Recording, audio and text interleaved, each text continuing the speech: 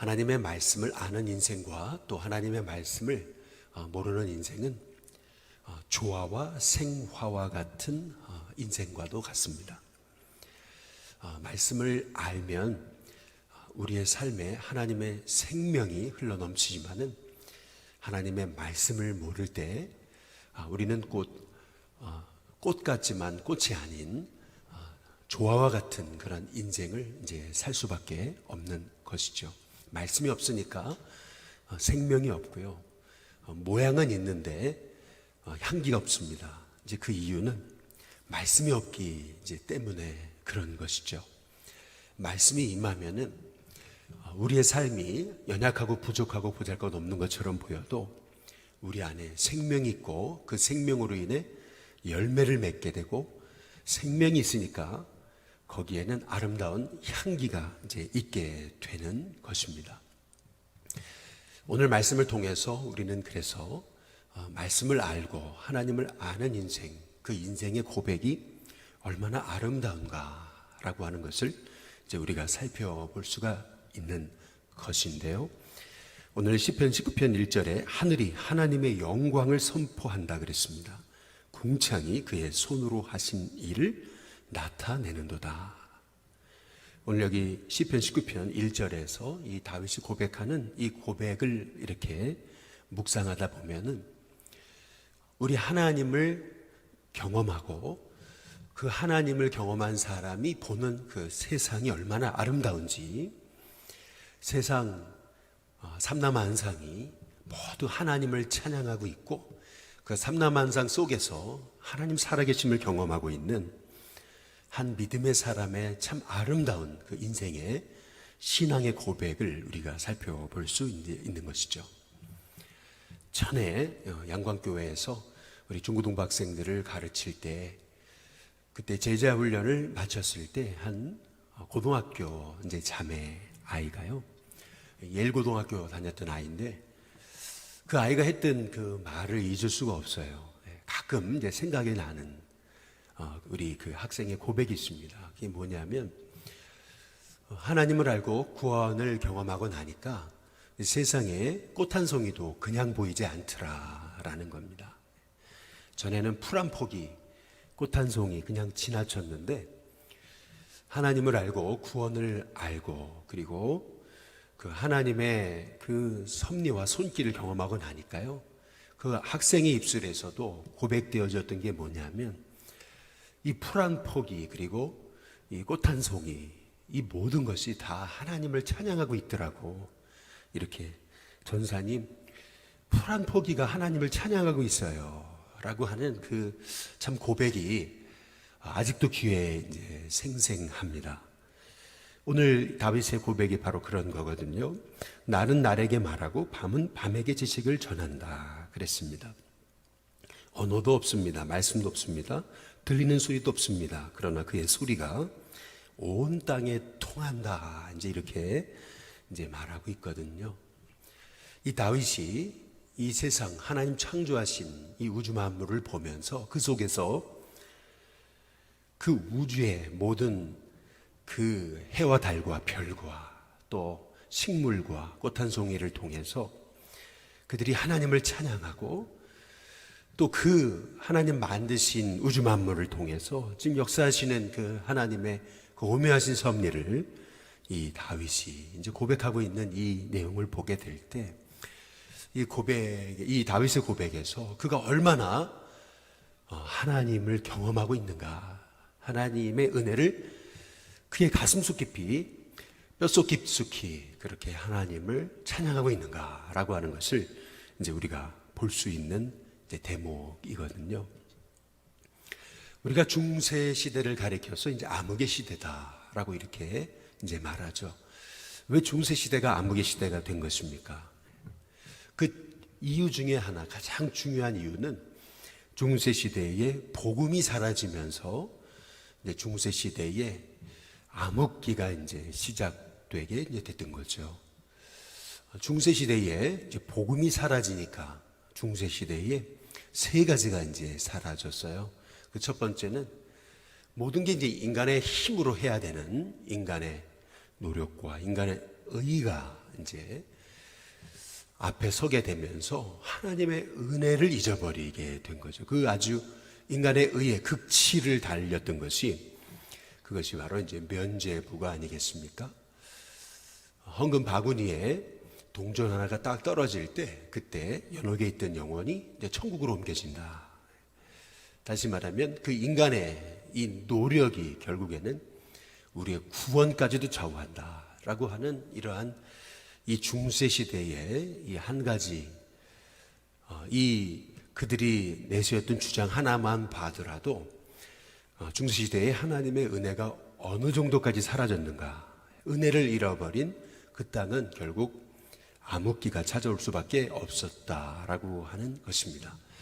이제 은혜를 이제 잃어버리게 된 이유, 그것은 중세 시대에 말씀이 사라졌기 때문에 그런 거죠. 하나님 말씀이 사라지니까 이제 은혜가 이제 사라지게 이제 됐던 거고요.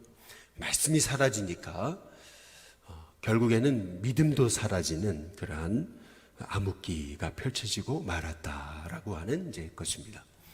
이제 그래서 종교 개혁의 의의는 다름 아닌 이 중세 시대에 잃어버렸던 이 복음을 회복하는 것, 이제 그것이 종교 개혁의 진정한 의의다라고 이제 볼 수 있는 거죠. 그래서 이 종교 개혁가들이 외쳤던 세 가지, 그것은 솔라 그라티아, 바로 오직 은혜, 그리고 솔라 스크립추라, 바로 오직 말씀, 그리고 솔라 피데, 바로 오직 믿음이라고 하는 것이 다름 아닌 복음이 회복되면서 이 종교 개혁을 통해서 진짜 하나님의 은혜로 돌아갔던 것, 이제 그것이 이제 종교 개혁의 진정한 의의다라고 이제 볼 수가 있는 것이죠.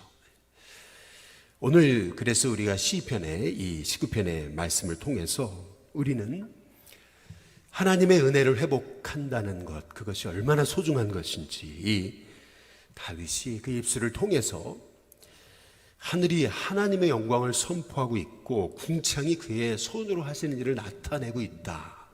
이제 그렇게 이제 고백하면서 이 다윗이 고백하는 이 고백이 얼마나 놀라운 것인지 우리가 여기 4절과 그리고 5절, 6절을 통해서 알 수가 있거든요. 하나님이 해를 위하여 하늘의 장막을 베푸셨는데 해는 그의 신방에서 나오는 신랑과도 같다. 이제 그렇게 얘기합니다.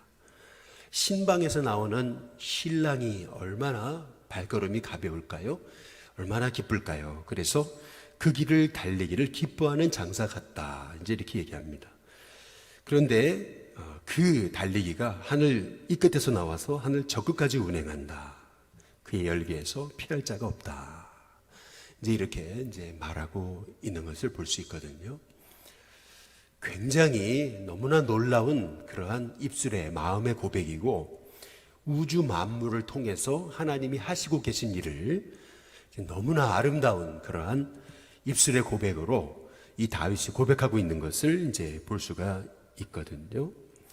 근데 실은 이 다윗의 고백을 통해서 우리는 이 성경이 이게 다윗의 고백이라기보다는 오히려 하나님이 성령님을 통해서 그의 마음에 하나님의 감동을 넣어주셔서 그래서 다윗의 입을 통해서 하나님이 말씀하신 것임을 우리가 이제 알 수 있는 대목이 사실은 오늘 여기 시편 19편 이 4절과 5절과 6절이 되는 거거든요.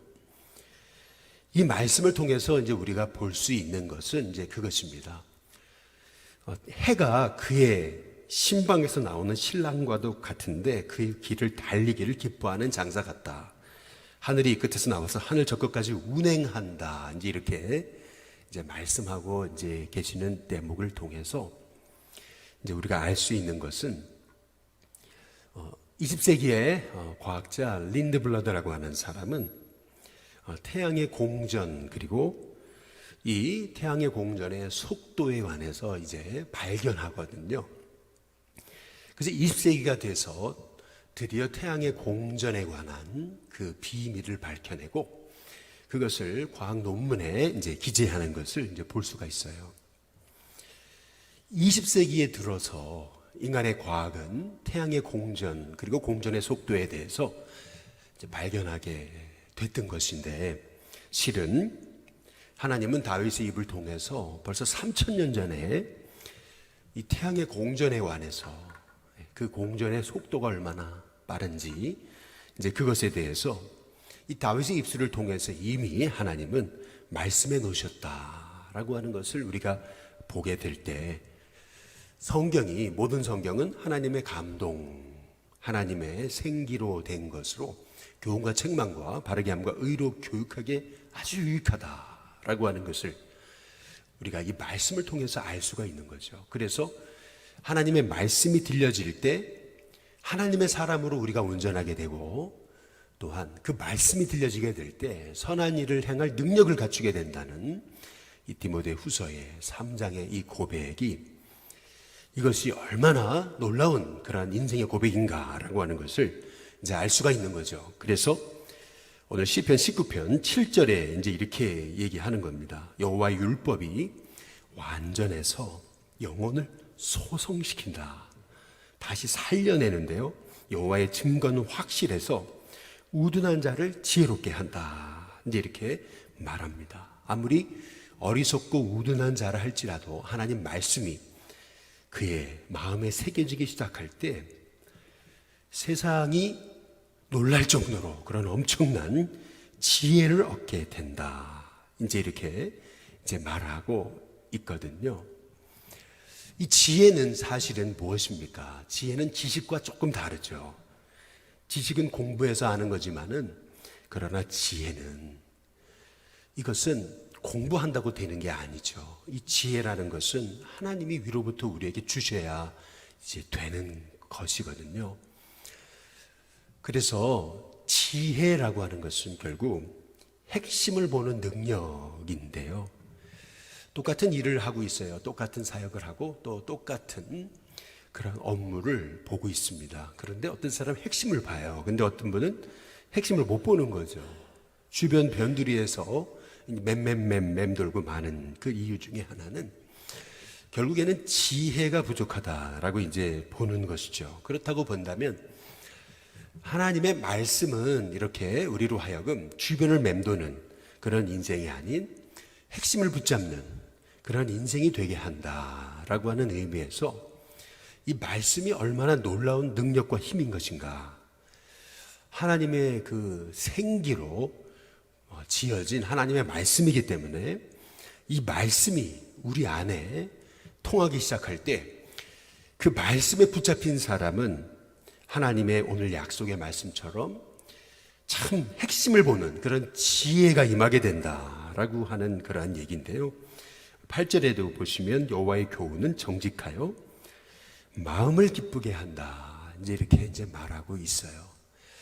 하나님 말씀이 들려지기 시작할 때 참 놀라운 거죠. 우리가 뭐 억만금을 우리가 얻어서 기쁜 그 기쁨보다도 이 말씀이 우리 안에 깨달아지기 시작할 때 이 세상을 보는 눈이 달라지면서 내 삶에 바뀐 건 하나도 없어요. 그런데 내 안에 하나님의 은혜와 기쁨이 충만하게 이제 되는 것이죠.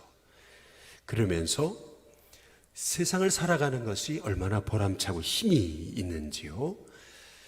이 말씀이라는 것이 이런 놀라움이 이제 있다라는 겁니다.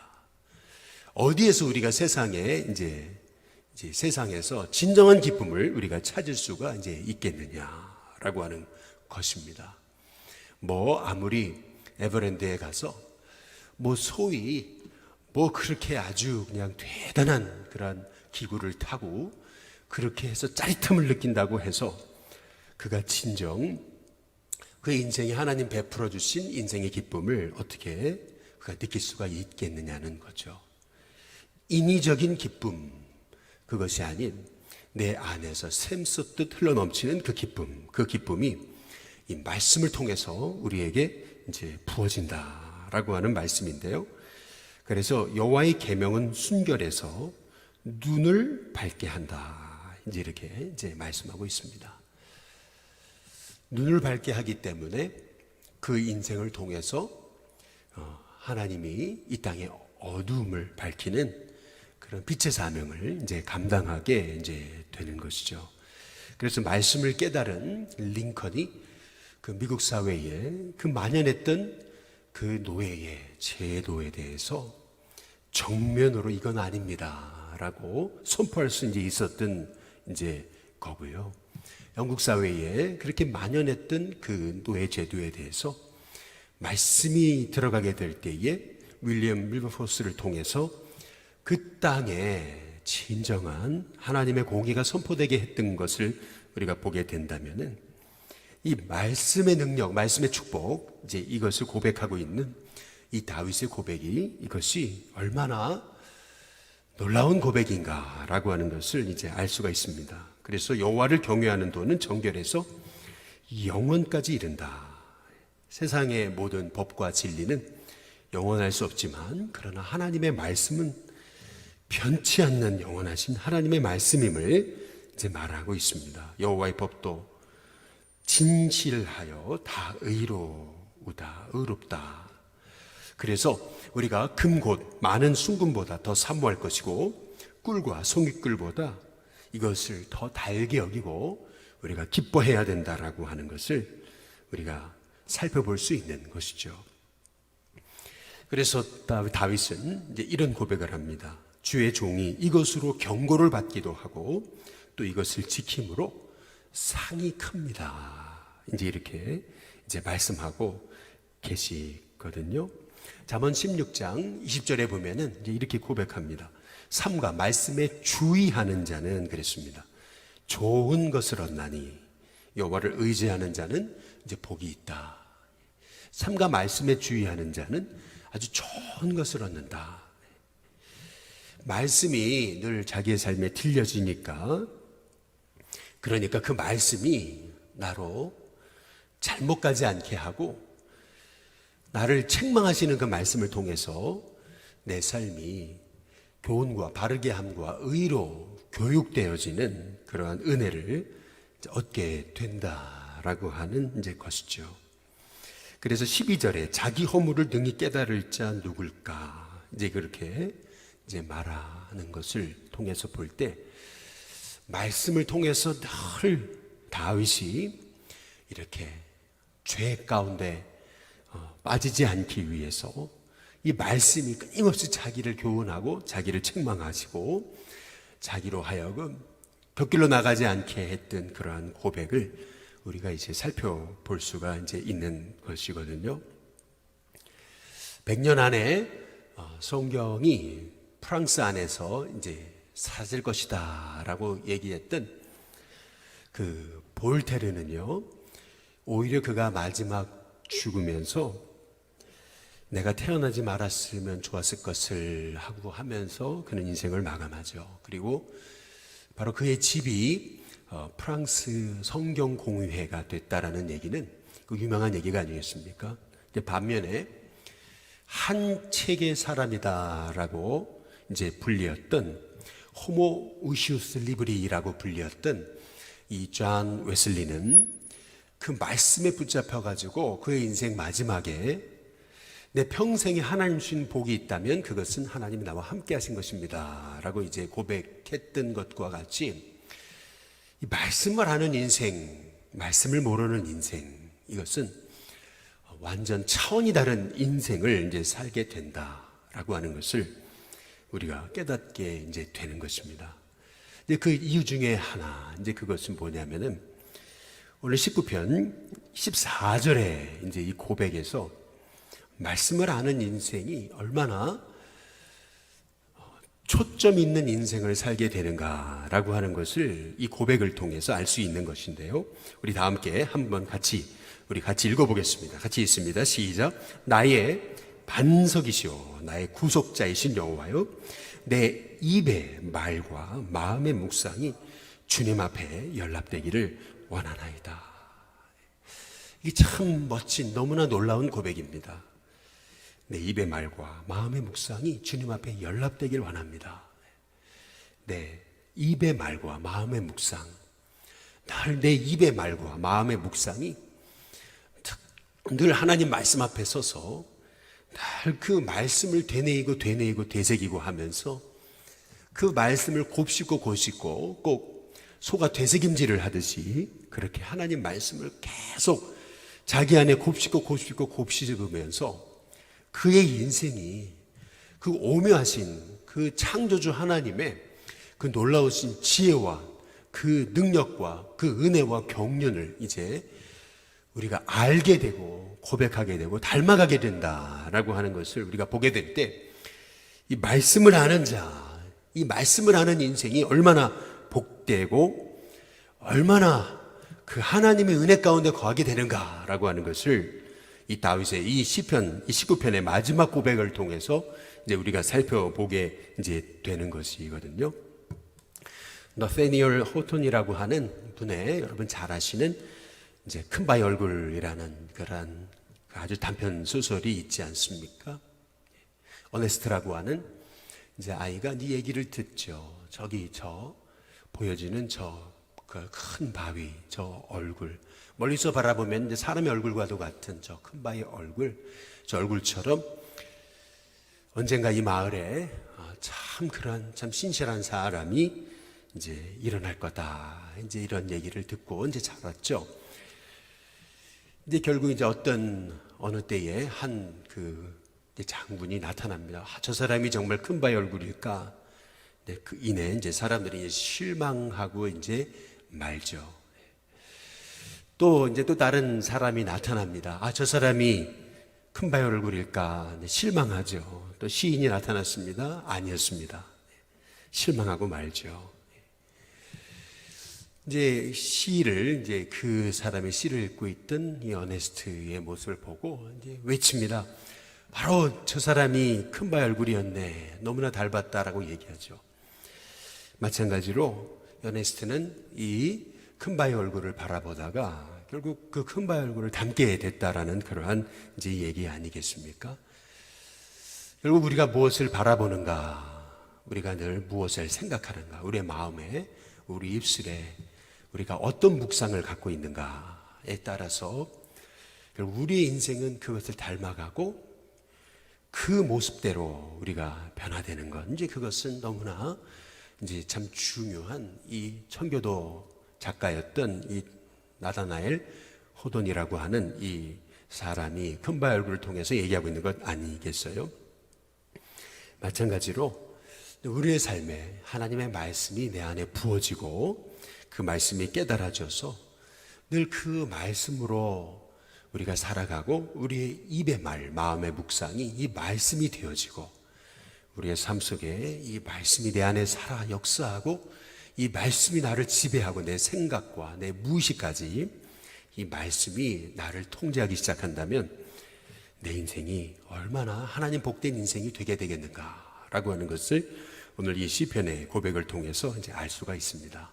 저와 여러분의 인생을 통해서 하나님의 말씀이 저와 여러분의 인생이 되고, 그래서 나의 입의 말과 마음의 묵상이 늘 하나님 앞에 연락되고 그 말씀이 내 삶이 되어지는 은혜와 복이 있게 되시기를 주님의 이름으로 축복합니다. 오늘 시간 찬송가 우리 97